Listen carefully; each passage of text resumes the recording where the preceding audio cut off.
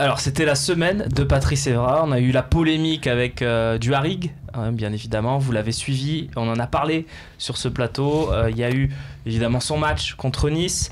Eh bien, il arrive en une seule réponse à résumer toute sa semaine et tout l'avenir qu'il envisage avec l'Olympique de Marseille.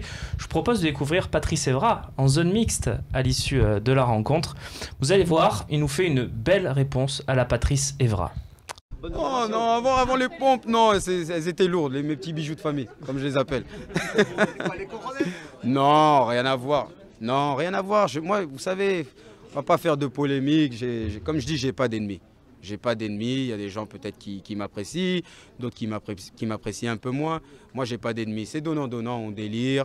On est là, on raconte des petites blagues, des petites vannes, mais j'ai pas de soucis. Moi, je vous dis, j'avais une période où j'étais frustré parce que je ne pouvais pas donner le meilleur de moi-même et j'en étais conscient que c'était juste physiquement. Et après, il y a peut-être des personnes qui en ont profité pour un peu douter de mes qualités. Et à l'arrivée, comme on dit, je me suis écarté du troupeau pour mieux lécher mes plaies. Et quand je reviens avec mes deux jambes, voilà, c'est du pat. Voilà, les gens vont dire arrogant, mais non, c'est quelqu'un qui a confiance en ses qualités. Je ne suis pas un voleur, je n'ai jamais rien volé dans ma carrière. Et à partir de là, voilà, je respecte ce maillot et attention parce que je commence à l'aimer en plus. Najet, qu'est-ce que tu as pensé de cette sortie médiatique de Tonton Pat ? Ça te gonfle un peu, Patrice Evra et son attitude un peu arrogante, entre guillemets, même s'il dit non ? Non, moi, je comprends en fait sa démarche. De toute façon, il a toujours été comme ça. C'est pas la première fois qu'il nous fait des sorties sur des consultants. Et je peux comprendre sa position, parce qu'il dit, on m'a dit, mais il doit bien les écouter lui aussi. Oui. Et je peux comprendre qu'à l'avant que ce soit pénible. Tu as des joueurs comme ça, tu fais une erreur, parce qu'on en a tous voulu à la Coupe du Monde, etc. Ça va le suivre toute sa vie. Si tu as les journalistes qui ne sont pas avec toi, on va te remettre tes erreurs, mais toute ta vie. Limite, on va pas dire quand tu vas faire un bon match, etc. Donc, c'était un peu le cas de Nasri, quand il a eu ses soucis avec les journalistes, etc. Donc, je peux comprendre qu'il fasse ça. Il a très bien répondu sur le terrain et franchement, bravo. Parce que moi, du stade, j'ai trouvé qu'il avait fait un bon match. Mais tu commençais à douter de lui sur l'avenir, sur son implication dans l'OM, enfin son potentiel à être impliqué dans l'OM Champions Project. Mais ça dépend de ce que tu attends d'un joueur quand il arrive.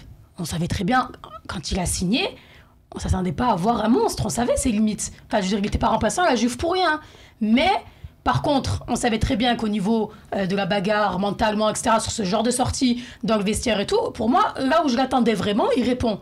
Après, sur le terrain, il y a eu des difficultés, mais je trouve qu'il n'a pas été aussi mauvais qu'on veut bien nous le dire, qu'on nous le répète, mais parce qu'il y a cette histoire et ses antécédents avec la presse. Encore, après son match contre Nice, il y en a encore qui ont du mal à dire qu'il a fait un bon match, parce que c'est Patrice Evra. Avis, ton analyse sur le début de Patrice Evra à l'OM. L'homme du match. Oui. Absolument. Pour les lecteurs du Phocéen aussi. Et moi, j'ai jamais douté de ce garçon. Même quand il était au plus bas, il n'avait pas fait la préparation comme il se doit. Il s'est blessé après. Il a les circonstances atténuantes. Quand il fait les pompes et tout, bon, mais c'est du Patrice, c'est le tonton, entre guillemets, le tonton flingueur. Mais Pat, quand il est au plus haut niveau, qu'il a ses jambes, c'est l'un des meilleurs latéraux sur la Ligue 1. Ouais, sur la Ligue 1, niveau, Non, sur la Ligue 1, il a dit Najet. Ah oui. Sur la Ligue 1. Pour l'instant, on ne le voit pas. Après, il faut être réaliste. Moi, je ne trouve pas qu'il soit très bon depuis qu'il est arrivé. Il va finir fort. On verra après. Mais quand il a tous ses moyens, quand il est bien préparé... Chacun son avis. Il a le droit de penser ça. Quand il s'est bien préparé, qu'il a ses moyens, c'est un excellent joueur. Question Max, Avis parlait de la blessure. Il a l'expérience. Avis parlait de la blessure de Patrice Evra, lui aussi en parlait. Est-ce que tu trouves que depuis qu'il est rétabli, depuis début avril, tu trouves qu'il monte en puissance, qu'on pouvait s'attendre à un tel match, notamment Nancy, quand il commençait à se mettre vraiment au niveau de ses coéquipiers? Tu as cet avis? Moi, je trouve qu'il a vraiment été bon, effectivement, contre Nice. Après, une réelle montée en puissance, j'ai pas vraiment eu l'impression.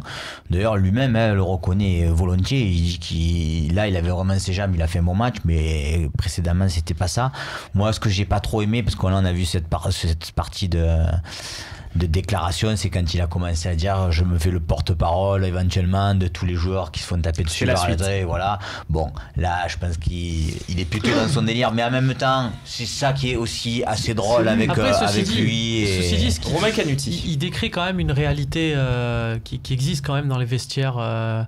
il invente pas ça, il en a parlé un peu après et personnellement j'ai pas attendu les explications de Patrice Evra pour savoir que ça se passait comme ça. Il y a beaucoup de jeunes en Ligue 1, il faut le savoir, qui sont sous l'influence de justement ces 2-3 médias dominants en France et qui font des courbettes aux journalistes influents à ce niveau-là parce qu'ils ont la peur d'être dans le viseur et d'être les sujets de moquerie et donc du coup ils soignent les apparences et donc voilà, c'est du copinage forcé, ça se voit, c'est malsain, c'est très gênant en fait quand tu assistes à ça et ça nous arrive parfois dans les couloirs du Vélodrome.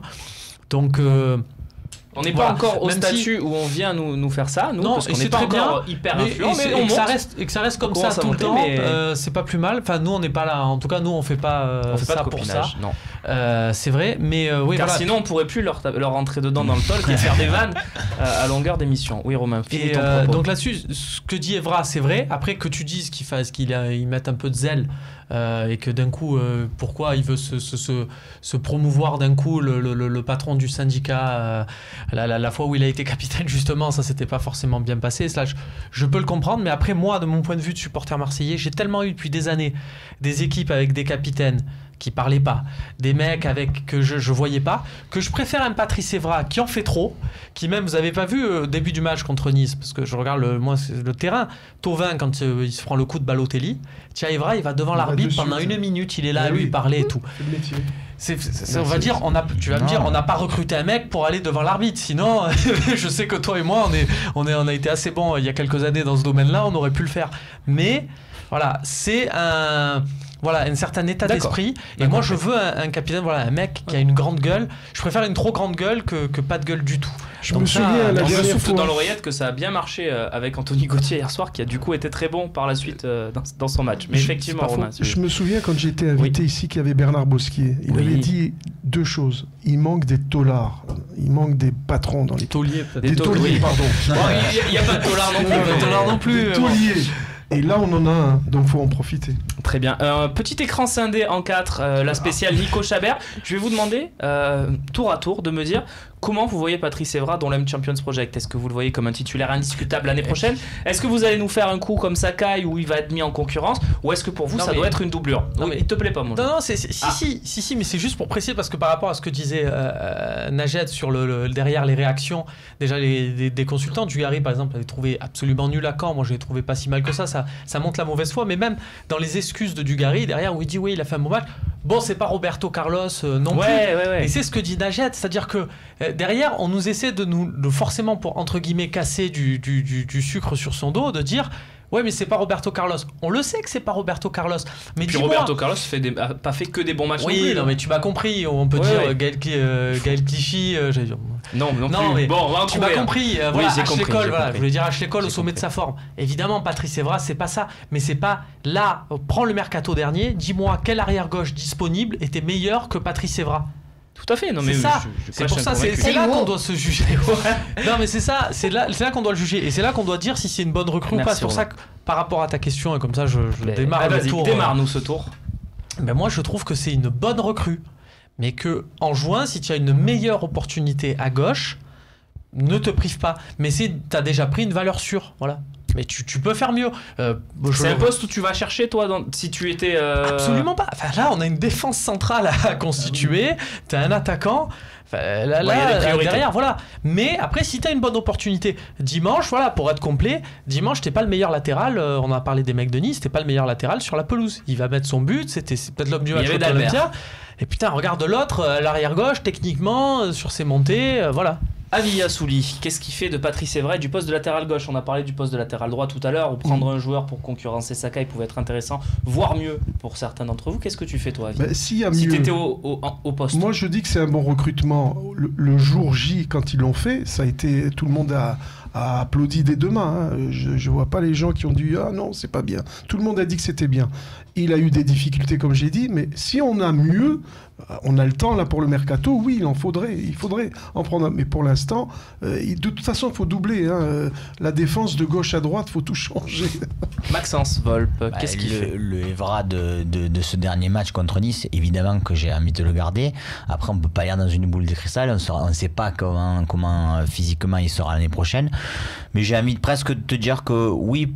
pourquoi pas avec en doublure, comme le disait Avi, un jeune prometteur qui puisse s'aguerrir à ses côtés, voire être meilleur que lui et s'il y a besoin, prendre sa place. On va chercher qui, évidemment. Il y en a un. Oui. Marcelo. Il y en a un. À Flamengo. Non, moi il y en a un au Havre qui s'appelle Ferland Mendy.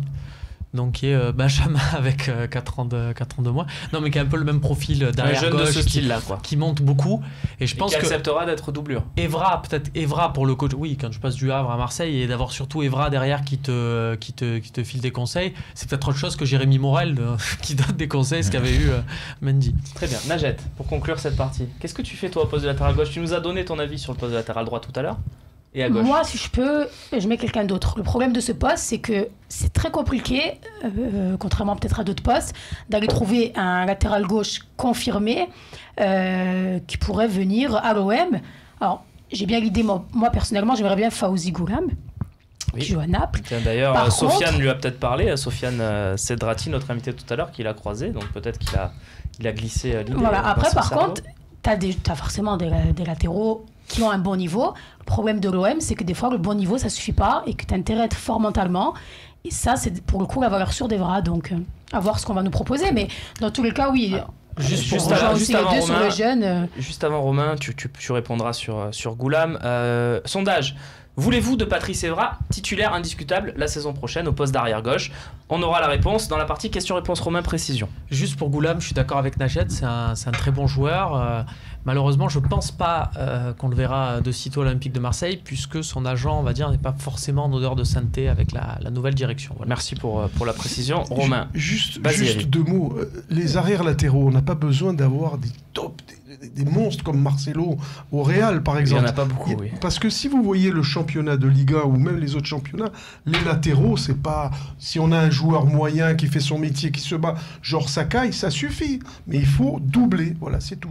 Mais on n'a pas besoin du très très haut niveau. Donc avec un Evra et un deuxième qui ferait la doublure ou pas, ou mieux, ben ça suffira. C'est pas, on n'a pas c'est dans l'axe. Le plus important, c'est l'axe, l'attaquant et le gardien de but. Oui. Après... Il n'est pas parti encore, Bédimo. Il n'est pas parti, mais il était 19e homme dimanche. Donc, et à Caen aussi, celui qu'on envoie en tribune au dernier moment, alors que Garcia gardait sur le banc Doria et Ubokan. Ouais. Donc ça prouve bien que Bédimo, c'est plus du tout dans les plans. Voilà, prends-toi ça, Henri, comme on dit. Riton, c'est factuel. C'est factuel, mais ça fait mal quand même. On passe tout de suite aux questions-réponses. #LiveTalk. Allez-y, il reste quelques minutes d'émission.